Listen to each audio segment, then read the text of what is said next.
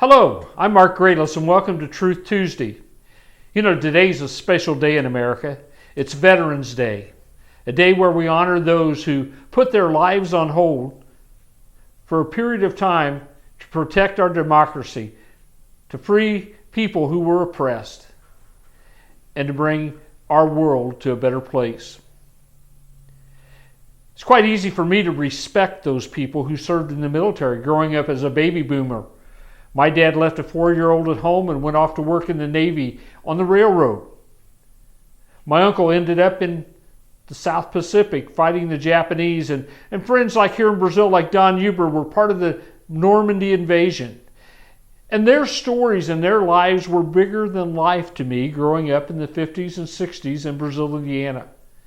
It was so easy to respect them because they put their life on hold to fight against fascism, socialism, and totalitarianism and make our world free.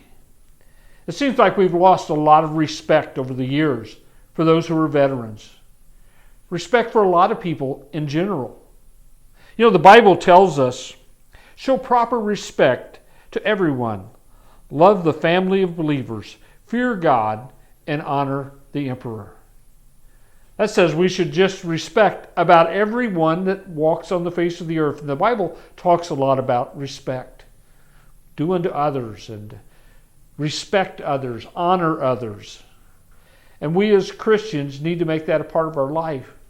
But I want to take just a few moments today and talk about respecting those who served our country and served us, to give us a freedom to live where we live, do the things we do, and worship the way we want to worship.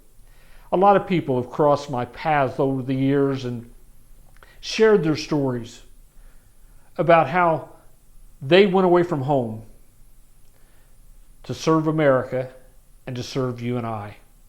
I think of a man that hid for 3 days underneath the pine needles in the Argonne Forest during the Battle of the Bulge to keep from being captured by the Germans.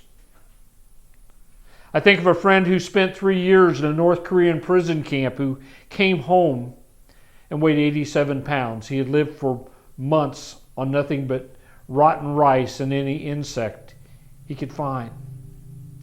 When I think about people from my generation, I think of two guys that every time I've been to Washington, D.C., I make a trip out to the Vietnam Wall just to see their name one more time. Two of the guys that grew up here in the neighborhood around the church. Gary Boyce, who lived about a block from me on South Chicago Avenue, and Johnny Young, who lived about 3 blocks west of the church on Knight Street.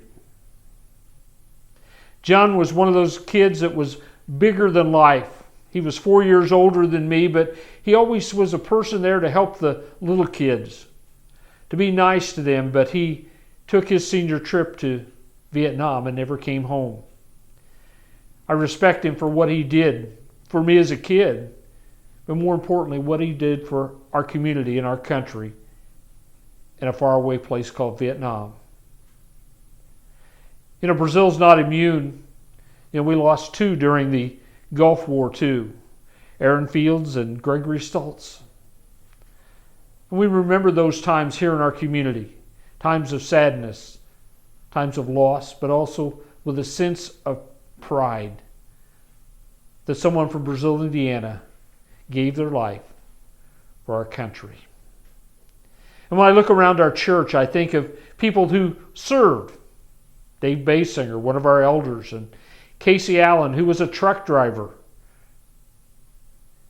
And they came home proud of where they'd been, what they'd done, and they made our life better. So I want to encourage you, you know those vets that are part of your life. You know those people who influenced your life and you have respect for. Show them the honor and respect that they're due. Tell them thank you. Shake their hand. Give them a smile and say thanks for serving, because you helped make America a place that's free for me and for generations to come.